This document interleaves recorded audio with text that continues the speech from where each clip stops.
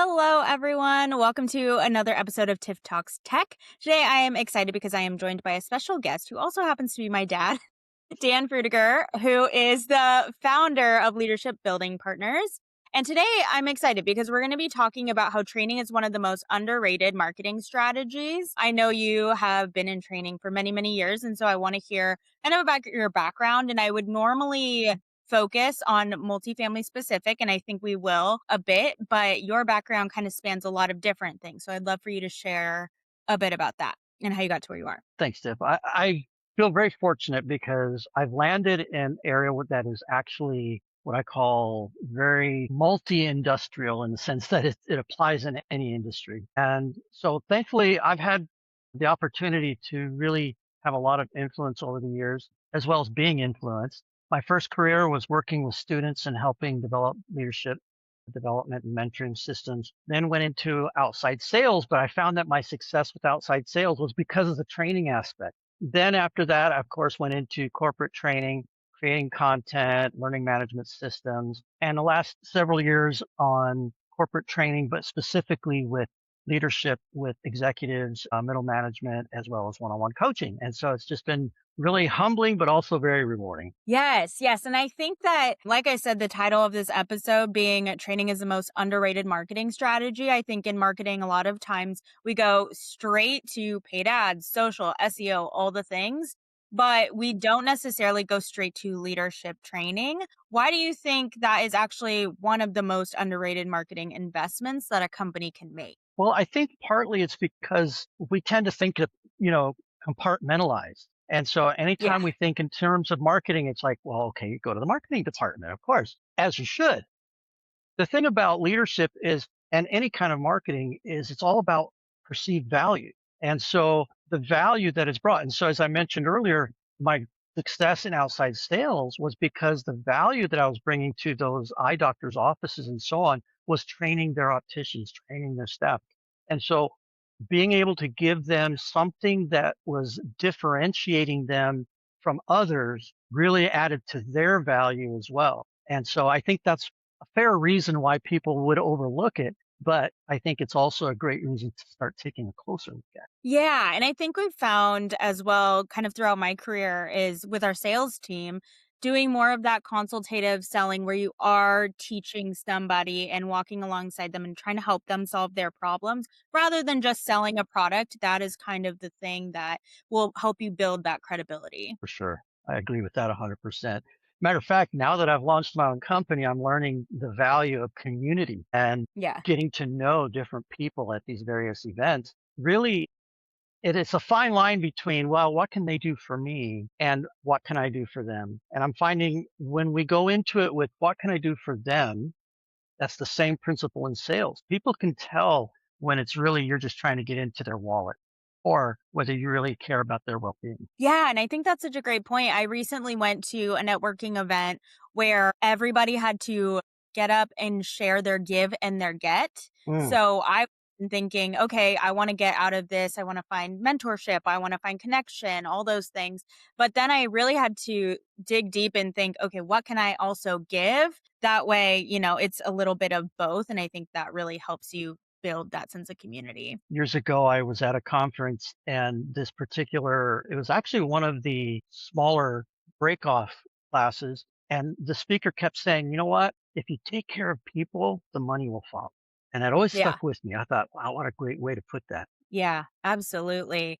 I want to know more about, with leadership building partners, what inspired you to focus on helping organizations build stronger leaders rather than just focusing on those pain points and all the things going wrong? That was another great question because I'm like, okay, I know this innately, but then to verbalize it sometimes can be a challenge. But the truth is, whether you're a Fortune 100 or a mom and pop business, the business and the organization is only going to be as good as the people that are leading it.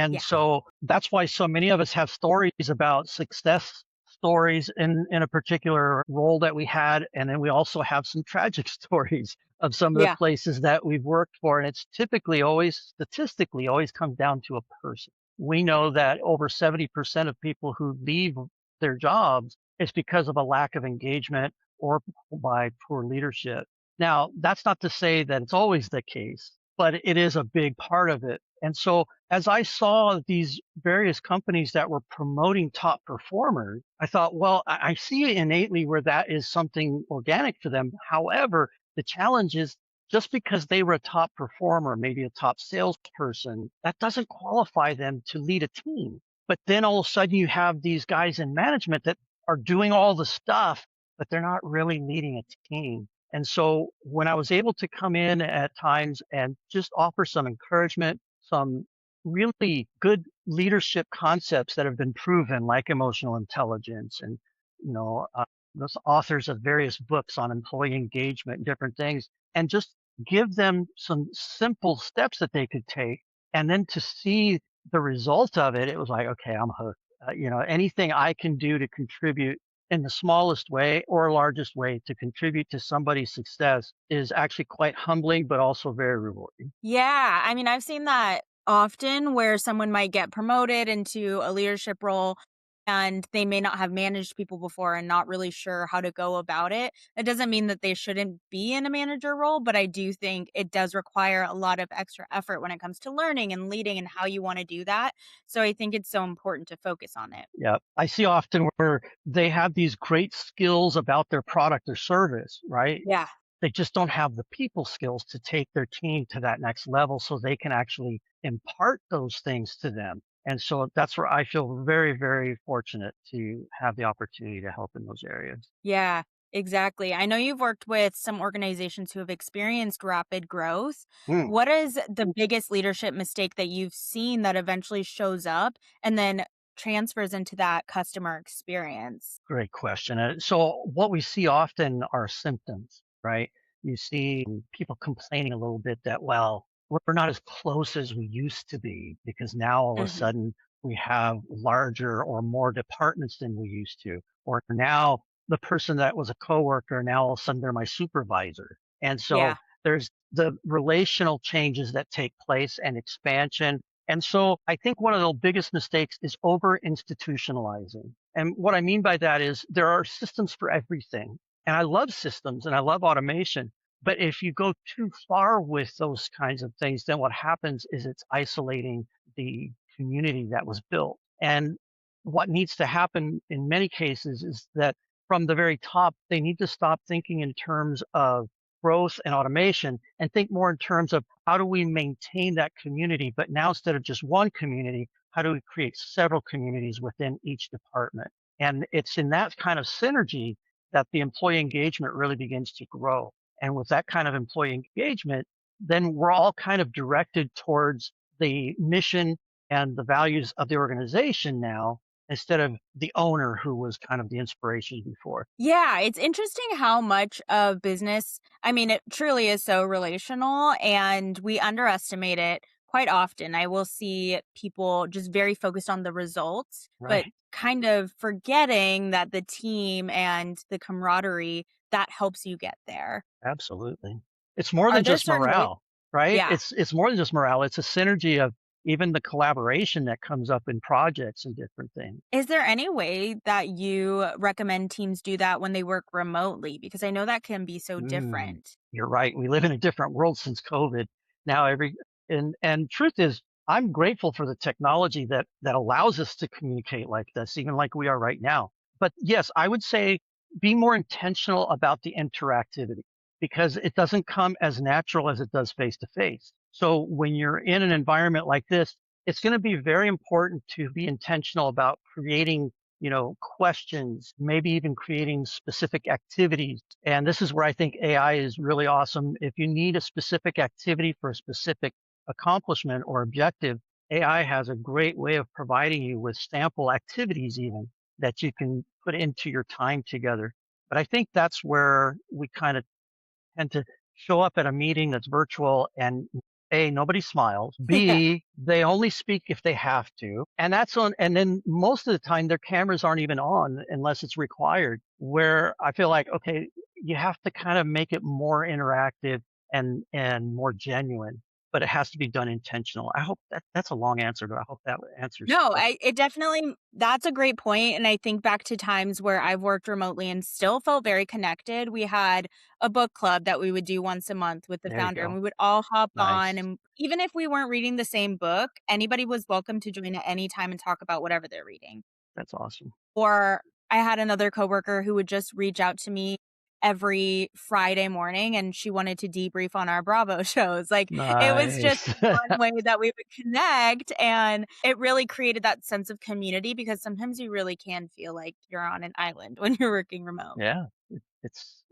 It's a different dynamic, so it requires more intentionality. Yeah.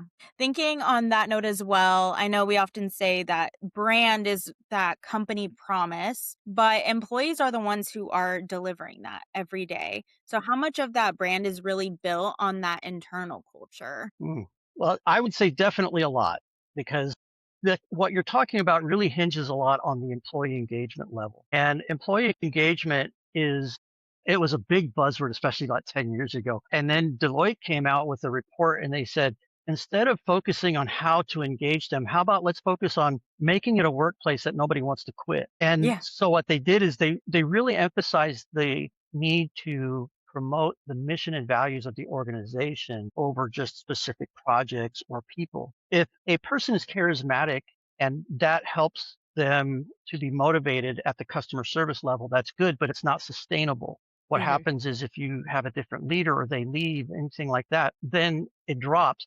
But if the focus is directly on the mission and values of the organization, well, now that we go up the Maslow hierarchy to a sense of belonging. Now we're part of something bigger than ourselves. And that kind of engagement takes people away from just doing it for a paycheck, but now they're doing it with passion. And that's going to reflect at the customer level because it's no longer going to be just casual or if we took time to describe what a paycheck person is like, we already know we've had them on the phone. But now we have somebody that's courteous. Now we have somebody who's actually wanting to resolve the concern for us. We have somebody that's going the extra mile. And that's what employee engagement does. So that's why I say it kind of hinges on that, but it has a definite direct result to customer service depending on how much we're bought in internally with the company. Yeah, absolutely. Have you seen companies who might invest heavily in marketing while ignoring that leadership aspect that should go along with I it? have, and Yeah.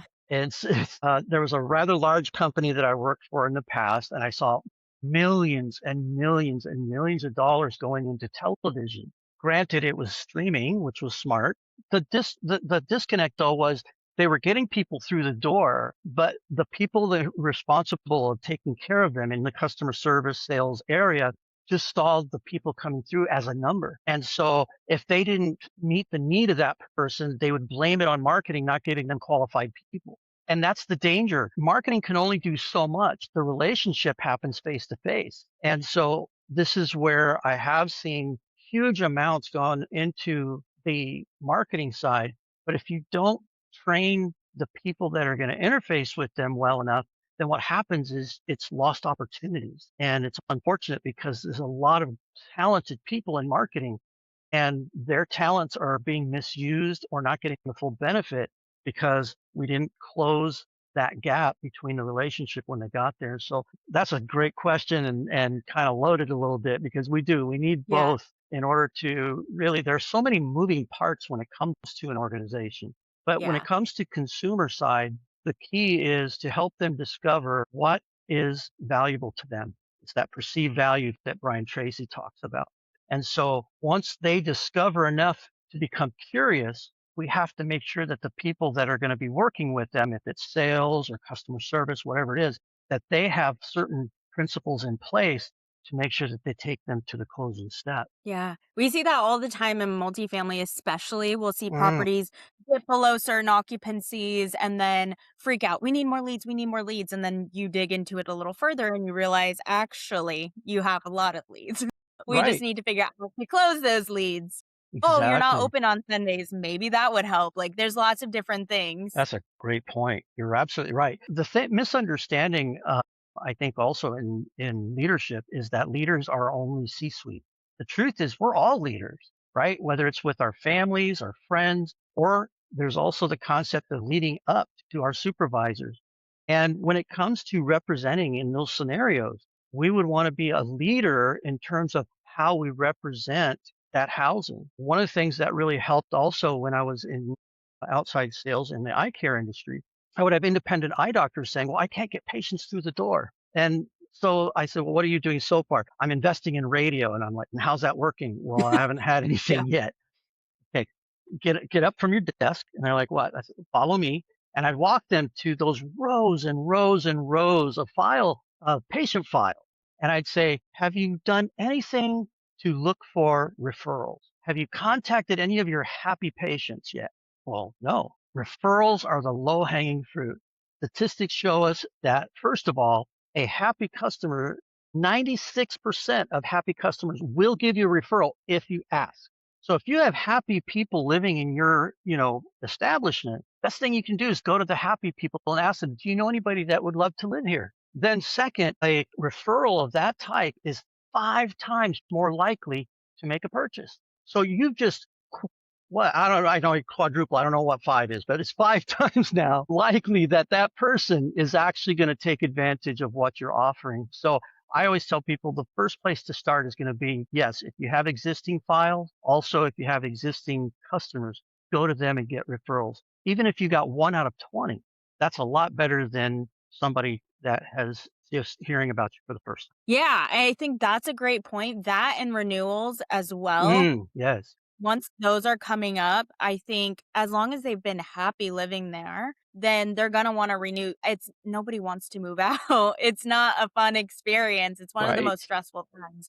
Yeah. So, to keep them happy, I think it's so important that we cultivate that belonging and make it a good experience for them so that they wanna come back.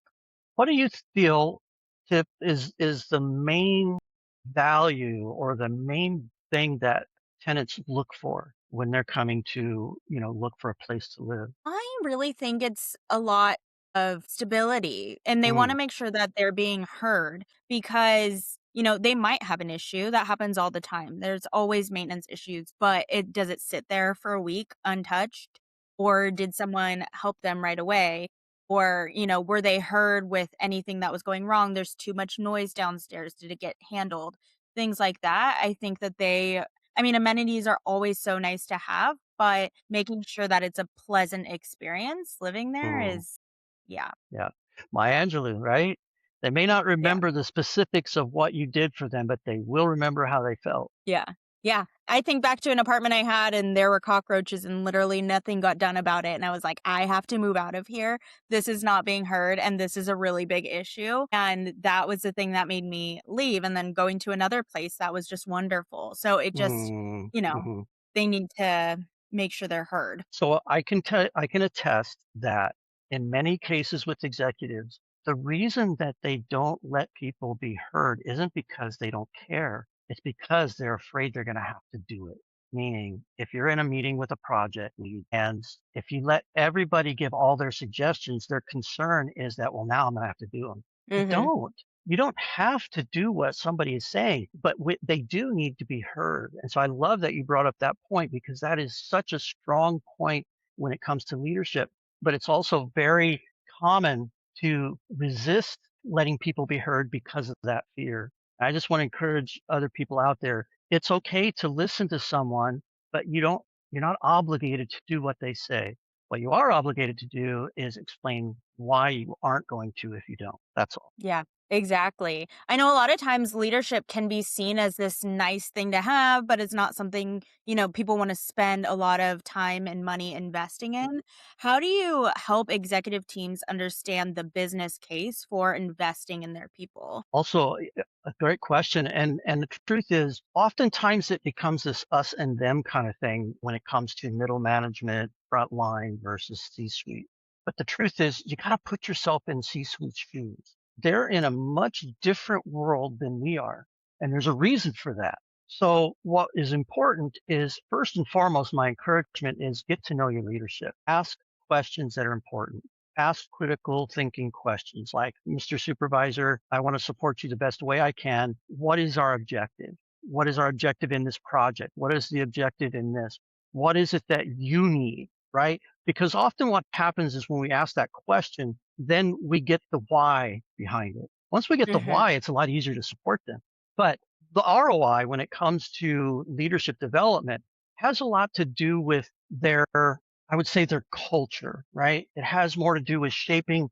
There's a difference between a thermometer and a thermostat, right? A thermometer measures the environment, but a thermostat changes it, actually controls Mhm. it. And a good leader understands that they can control that environment each day. We have that opportunity to either just reflect what's going on or we can actually control it. But to be able to do that, we need some specific people skills like emotional intelligence, like Mhm. communication and public speaking, like the confidence and building self confidence. Too often we think a leader is a guy that comes in and bosses everybody around. Yeah. That's actually not a good leader. That's just a boisterous person. A good leader is the one that walks in the room, smiles a lot, doesn't say a whole lot, but makes everybody in the room feel like they can do anything. That's a good leader. Servant leadership sounds almost like a oxymoron, but it's actually true. The whole idea is that it's not being a servant in the sense of letting everybody walk all over you. It's being a leader who serves others. So again, back to Maslow's hierarchy, the lazy leaders, they stay in the bottom three and they just provide the needs. This is who I am. You're not going to change me, right? But the good leaders are the ones that say, no, I am always going to be learning and growing. And so I want to know, how do I help my team feel like they belong to something bigger than themselves? How do I see them thrive? The best compliment a leader can have is that they develop other leaders. So my point is, I'm getting to one, is that when you see the ROI for a company or an organization is going to be that now their team is going to be more engaged. They're going to be following their passion and not just a paycheck. They're now going to go above and beyond. Now you're going to have better retention. You're going to see improved collaboration because now they feel like they can speak up if they need to, and you're going to see an increase in confidence. So these are things that may not seem like tangibles, but the truth is each of these can be measured with competencies. And so when it comes to the KPIs, which are also very important, when it comes to leadership development, now we can use competencies to go to the higher level of leadership. So it's no longer just a leader who's getting transactions done. You know, I get everything checked off the list. I made people cry, but I got it done. Well, that's not leadership. Good leaders are the ones that take the extra effort to really build people up first, and then the rest follows. And performance, believe it or not, really does increase dramatically when these things are put in. Yeah, I mean, I can think of 2 examples. I had one time an executive, I had put together a booth for them, and this person did not wanna work the booth.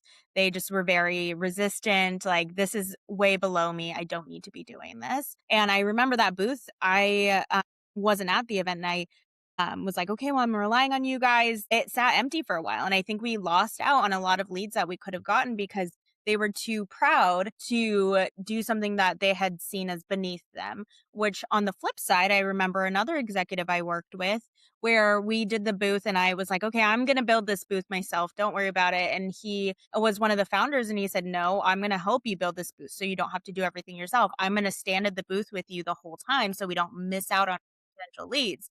And I just remember the contrast in those two situations where this one founder, that was absolutely something he didn't need to do. Something I probably could have done by myself, but I was so grateful that he walked alongside me and did it with me because it made me feel like he saw what I was doing and the value that I of the work I was doing. It's And awesome. he was able to see like it was a lot of work and it wasn't put to the wayside. It was really appreciated. That's awesome. I love that. That's a great illustration of good Yeah. leadership and then what I call lazy leadership. Yeah. Lazy leaders are like, well, this is who I am. Like, well, that's lazy and you probably Yeah. won't be I around in always say that's 5 years. like a housewife thing, like, "It's who I am, I'm never gonna change." Like, "Okay, but you can, and you can do Right. more."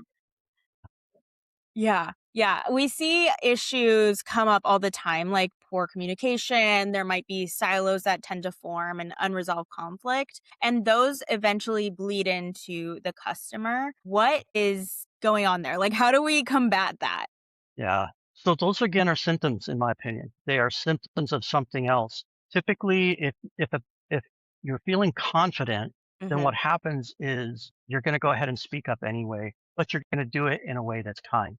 There are a lot of folks out there, not specifically leaders, just people out there in general, that they feel like, well, I'm just a very direct person. And there's nothing wrong with being a direct person. As a matter of fact, that's a big expression of somebody who is highly competitive. And we need those people. But my contention is it's okay to be direct, but it should never be at the expense of kindness. Hmm. You can still be direct, but be kind about it. You can still be direct, but also just take a little extra effort and give the why behind it. There are Hmm. ways to be direct where it's better received rather than just barking orders. Now, granted, there are going to be moments where you're going to have to. But a good leader understands that collaboration is important for certain things. Then you're also going to have times where there's an immediate deadline and there's no time for collaboration, right? It's like I equate that to if the building's on fire, I'm not going to tap you on the shoulder and say, well, Tip, let's talk about the best way to exit right now. I'm just going to grab you by the shoulder and drag you out. But that shouldn't be all the time. If it's that way all the time, then what happens is people will burn out. And so I feel like it's very important that we understand that leaders have various hats that they're going to put on, but it has to relate directly to people, and you can't shortcut that. Yeah. And you mentioned burnout. I know that marketing teams, this is a big issue that they're facing across the board. They're often under a lot of pressure to do more with less, especially when it comes to AI and all the things that we can do with that. Mhm. What leadership habits help creative marketing teams avoid that burnout that can happen? Great question. So I've been fortunate to work with creative types over the years, and I love working with them because that doesn't come naturally for me. I'm not a naturally creative person, but to see how their minds work is amazing to me. The challenge with that, though, is there's also a resistance to framework and to systems sometimes. And I found that when it comes to marketing, there's only so much you can do with the Gantt and project management. It also comes down to being able to break down your objectives into smaller tasks. And that comes with time management and prioritization. Oftentimes, creative people resist time management and prioritization because they feel like they can't be spontaneous. I'm going to create an oxymoron called planned spontaneity. Planned Yeah. spontaneity.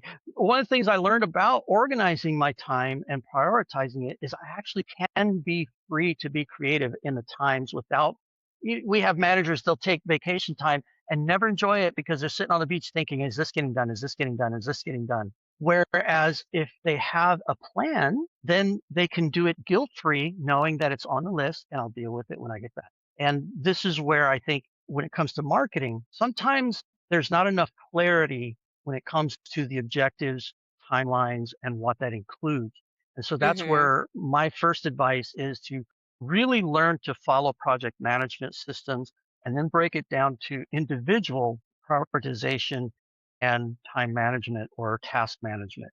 I think there's just, you know how it is. I'm a big SMART goals guy. So break it down to those SMART goals. Make sure that it's achievable. Make sure that it's timely. Make sure you have a deadline.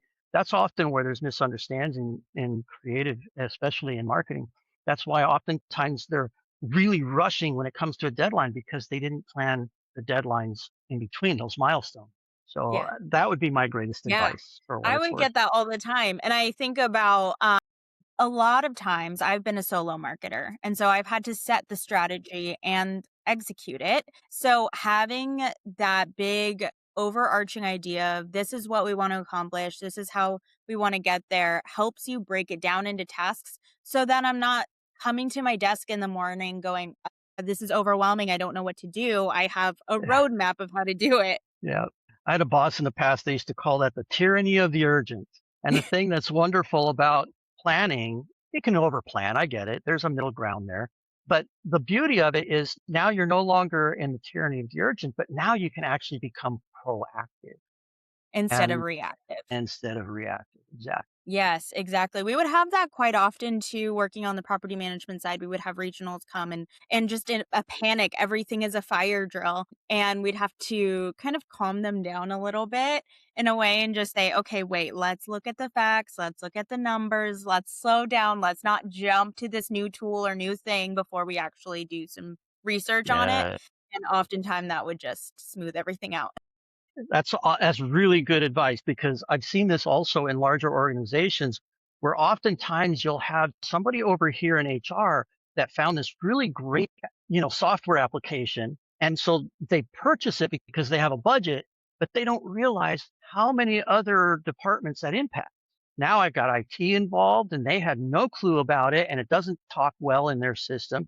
Now I've got procurement who can't even talk to it, and then I've got over here another department who is, marketing. They have no clue what's happening over here. And so now it further creates that silo because nobody else can use your system. Instead of collaborating with these folks to begin with, one of them may have already have a system that would do exactly what you're looking for. Yes, exactly, and I will say for multifamily, if that is something you struggle with, I will give a shout out to Multifamily Consortium because their, Mm, platform and what they do does exactly that. They will do a full analysis of everything you use and kinda see, "Hey, what does this, software might cover different things in different areas," so they can help yeah. you kind of break it all out. Yeah, I think that's one of the key components, right? Back to what we were just sharing right now. If the right hand doesn't know what the left hand is doing, you're more likely to misrepresent your company. Yeah. Because if you're not discussing and actually coming to the same page, what happens is, and it needs to be communicated clearly, right? Because if everybody isn't aware, then what happens is it leaves it up to the individual to try and interpret that. And that's where you risk losing not only uniformity, but you also can risk misrepresentation. And so, just like any relationship, communication is essential, but it has to start internally. I think one of the discoveries that really helps many organizations is not only do they have customers that purchase from them who they value greatly, and as they should, right? Because without them, you don't have a business, but they also realize that they have internal. And when you start Mhm. valuing your internal customers as much as your external, if not more, now you've got that organic communication that would happen in a relationship. And that's where you can really see the best in how you're branding because as we know, marketing and branding are two different things. Marketing is how do I get the message out there? Branding is how do I want them to perceive us? And so having the communication so that you can be effective at both of those will have everything to do with the final result. But yeah, that's a great point because Yeah. too many just assume, well, hey, we all know what we're doing. No, we don't if we aren't talking, right? And That's and such by a good. talking, I mean it can be written as well. It can be an Yeah, email. yeah. Nothing. It doesn't always have to be a meeting. No, that's so true, and I think about, something I had an old boss say to me, she was like, "As a marketer, you are always marketing externally and internally. Like, Oh, you are that's true. always trying to sell to the customer, but you're also selling to leadership as well, so you're kind of always having to communicate those points, which can be a lot, but definitely important to learn how to do." So from my perspective, we call that influence. And Yeah. so influence has everything to do with making a difference that's positive. There Mhm. are so many ways to do it, but a lot of it has to do with first, we start with key values. Do I value the people that I'm working with? Do I value not only what they do for me, but what I can do for them? Do I know them professionally? Do I know what their objectives are? Do I know anything about them? And then, second, how can I help support that so then they will in turn support me? But it comes down to once we have those values, now it comes down to strategies. And this is where influence, people don't understand. By default, you have influence, good or bad, that's our choice. And it's only going to be as effective as we choose to learn. And sometimes it's just phrases like instead of, hey, why did you do that? Maybe it's as simple with learning, more emotional intelligence. We can turn around and say, hey, help me understand what happened there. How can I support you better? Whole different response, right? Yeah. Yeah. I mean, it's the difference between, yeah, help me understand and, oh, you just made a really big mistake. That's a crazy way to address something. And yet it Yeah. happens. It Yeah. happens Yeah. too many. So I know you recognize this, but just so I can throw it out there, title does not equal leadership.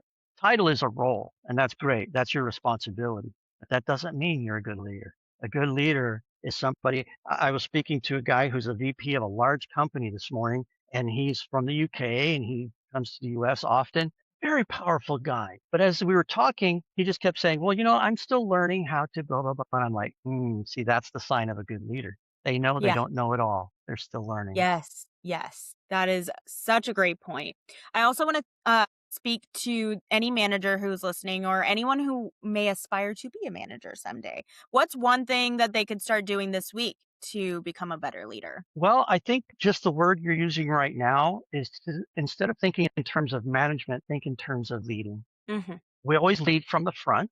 So I love your Hmm. story earlier. Roll up your sleeves, get in there with them, because otherwise, how else will you understand what's being required of them? So a good mentor I had years ago, she would always say, don't expect what you don't inspect. Inspecting means I'm in there and I'm involved, but it doesn't mean that I'm micromanaging. So I think the best thing is to, first of all, get involved, get in there. The other thing would be always be learning. There are so many great teachers out there. You've got, John Maxwell, good leaders ask great questions. Anything Patrick Lencioni, Radical Candor. There's so many great tools out there. The key is to really decide, what kind of leader do I want to be like? Write it down. Sometimes we think it instinctively, but it's better to write it down, document. What are my key values as a leader, right? Then learn in ways that supports that. Because when you really genuinely care about people, everything else organically tends to follow. Yeah, Sorry, that was that's probably such a a great longer answer advice. than we were looking for, but No, that's perfect. Yeah. I also want to think about what is one leadership lesson that you wish someone had taught you earlier in your. hmm. Well, I would say probably focus on individuals. I too, as a when I was younger, very insecure, and I was looking for titles to endorse who I was and Hmm. to help. I thought that's what would make me valuable to people. And I think had somebody taught me earlier on that value of a person doesn't come from their title, Yeah. but their influence is what really sets their legacy.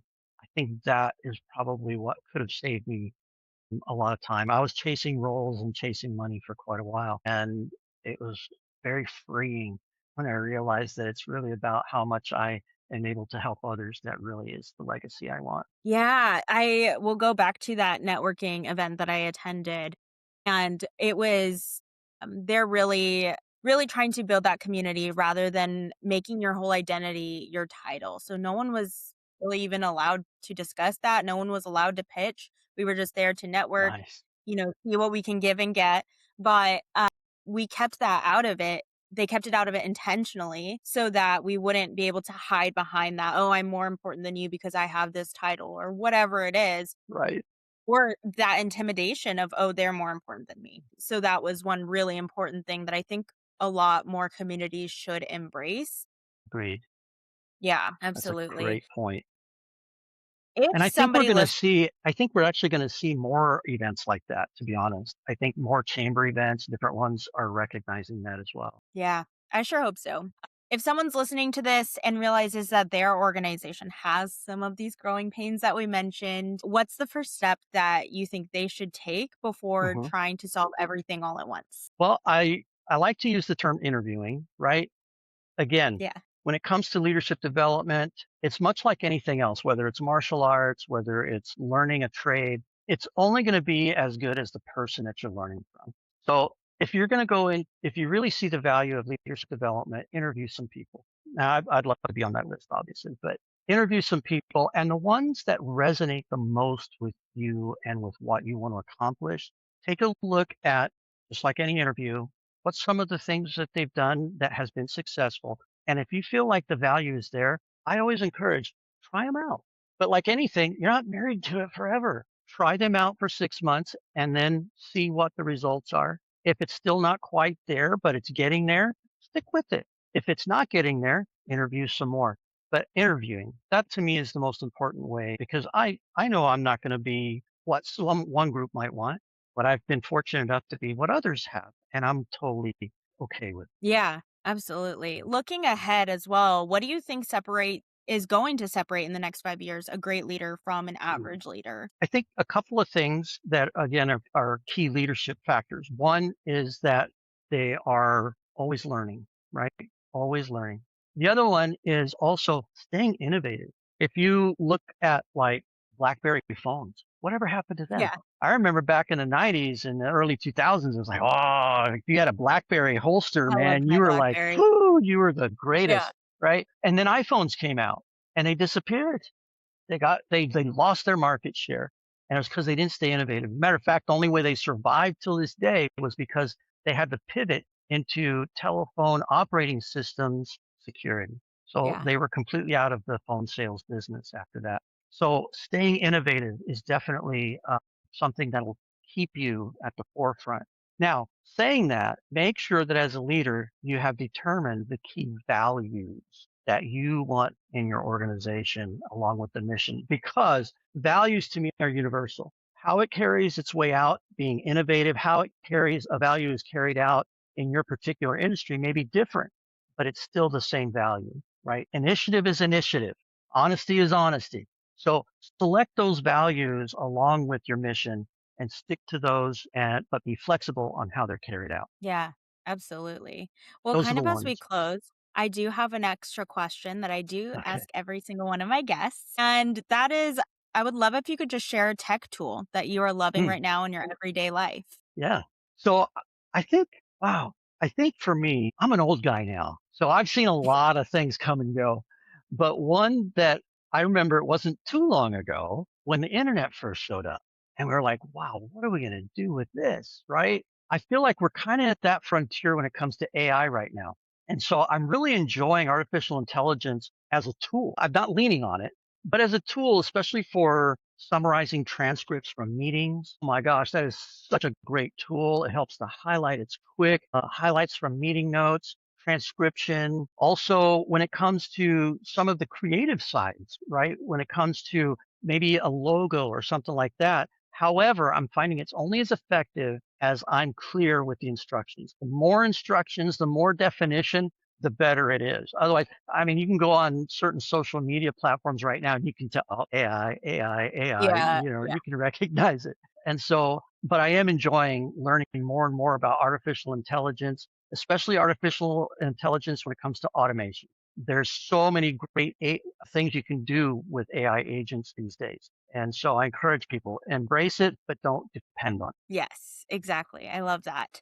Well, thank you so much for joining me. Thanks Share for with my having audience. me. What a nice treat. Yeah. Let people know where can they learn more about leadership building partners and where can Mhm. they connect with you? Simplest way is to look us up on LinkedIn. That's where my biggest presence is right now, and my website, https, right, lbpleadership.com. And I Yes. would be delighted to have conversations. And I will be honest enough to tell you if there is a better resource, I will definitely refer you there. My goal, as always, is to see people thrive and to see organizations thrive. So I'd be delighted just to be a conversation resource, anything I can do. And thank you for this opportunity, Tiff. This is awesome. I love what you're doing. You're not only encouraging people, but giving them really good practical information. And I just really appreciate being a part of it. Yeah. Well, thank you. Thank you. It's been so great to have you. And tune in next time to Tip Talks Tech.